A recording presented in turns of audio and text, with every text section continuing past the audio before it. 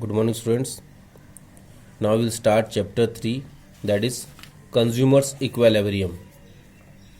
Utility Analysis. Consumers Equilibrium. First, we need to understand who is a consumer.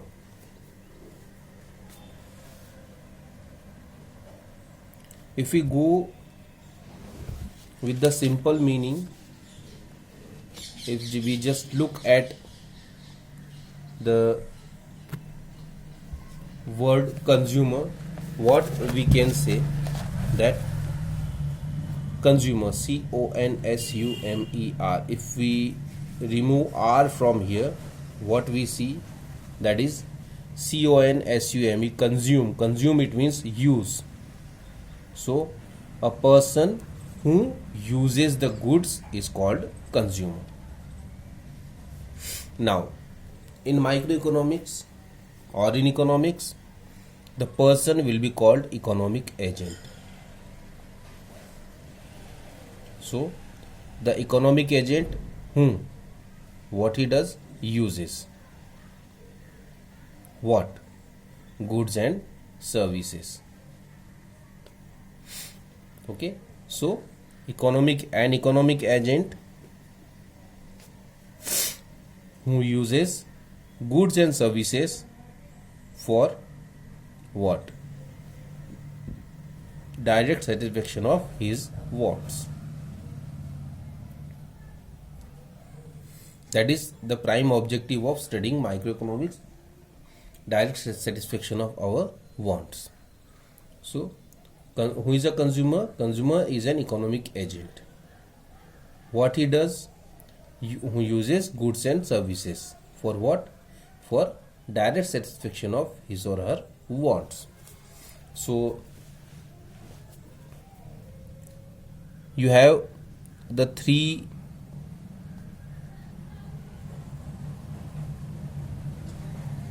smaller questions.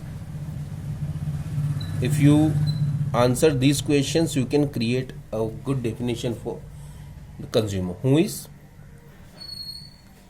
an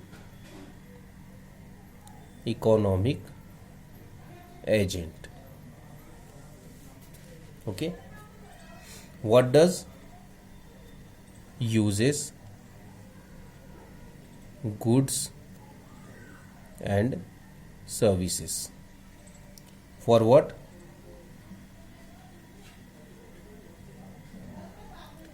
Direct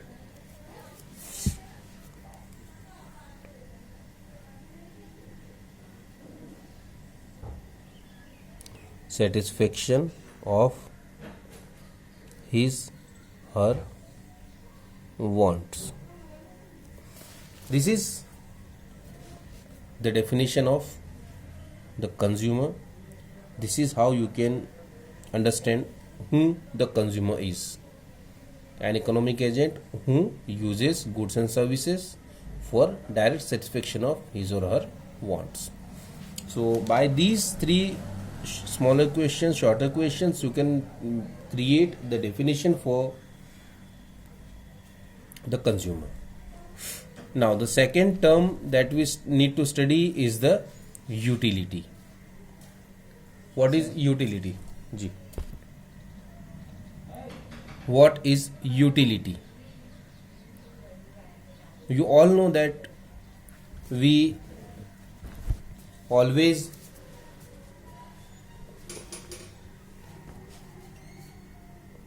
whatever we work, that we work for the satisfaction of our wants.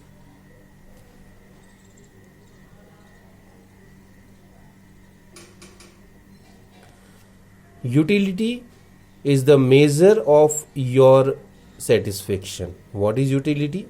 Utility is the measure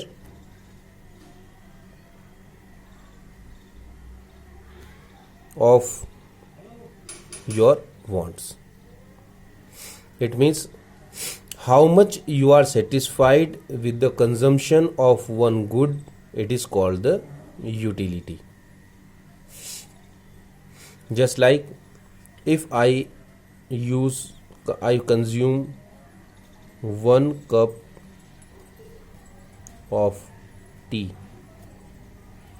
The first cup of tea, the 1 cup, I have 1 cup of tea, that will give me a lot satisfaction because I require a cup of tea per day. If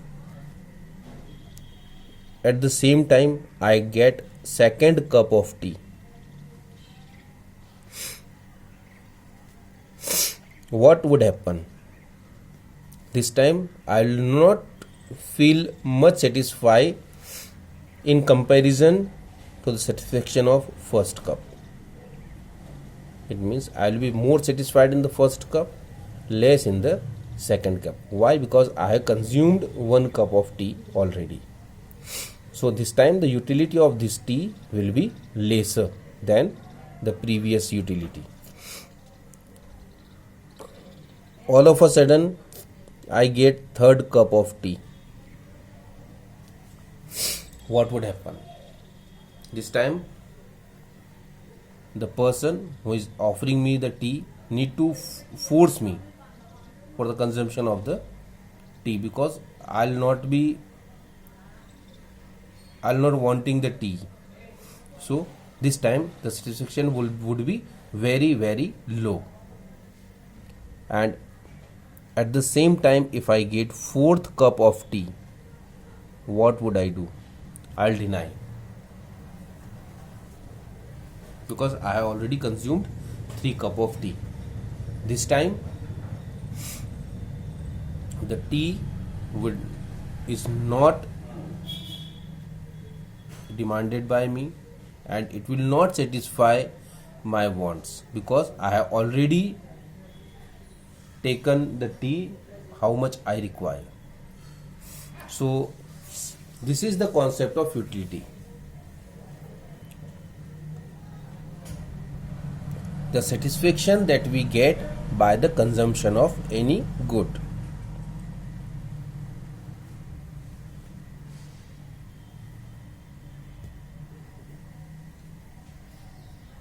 The satisfaction that we get by the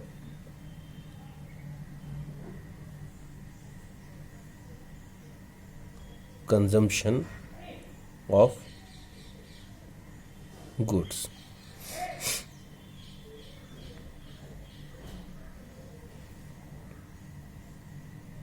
Utility is the measure of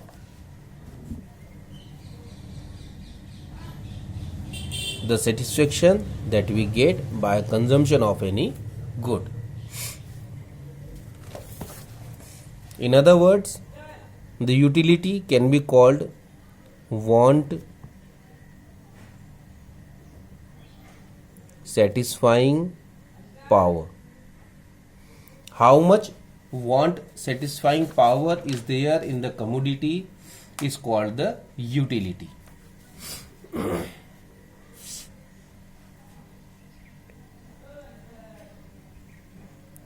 Now, it is a measure. Okay? It is a measure. It means it measures your satisfaction. But how? How to measure? How much satisfaction 1 cup of tea gives you? How would you measure that satisfaction? Or how do you measure a satisfaction given to you by 1 roti or 1 kachori or any other item?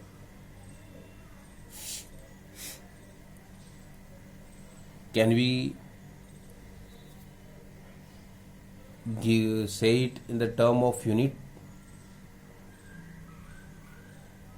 or can there be any other way? So there were 2 different ways given to us by 2 great economists, Marshall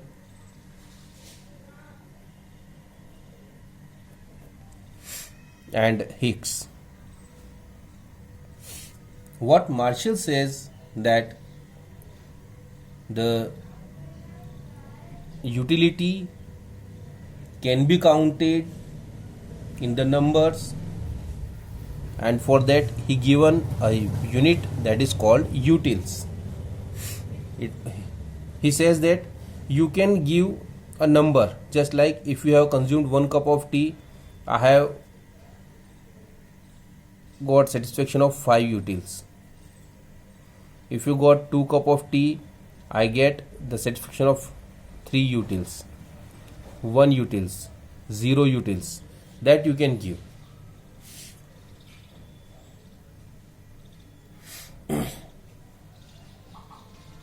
This is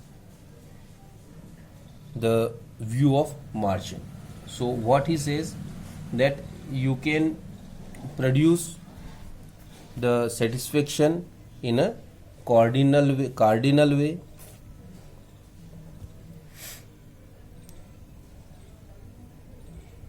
So these are called the cardinal measurement. It means you can give the number, and the number can be added with the unit that is called utils. This is the one concept of the measurement. The second concept is given by Hicks. What Hicks said, that we cannot express the satisfaction in numbers. Satisfaction can be expressed as high or low. It can be either high or low, either higher or lower. Just like I have the highest satisfaction with the first cup, the satisfaction by the second cup was lower than the first cup, the satisfaction of the third cup was lower than the first and second cup, the satisfaction of fourth cup was very low. You can produce in that way, but you can't give the numbers. You can just give the orders. So this is called the ordinal measurement. You cannot give the numbers, you can just give as high or low. These were the two ways. But as we need to study the consumer's equilibrium, we'll go with the cardinal measurement, with the views of Marshall, and we'll study the concept of consumer's equilibrium. So tomorrow in the next video we'll study about the concept of total utility and the marginal utility, and we will move further. Thank you.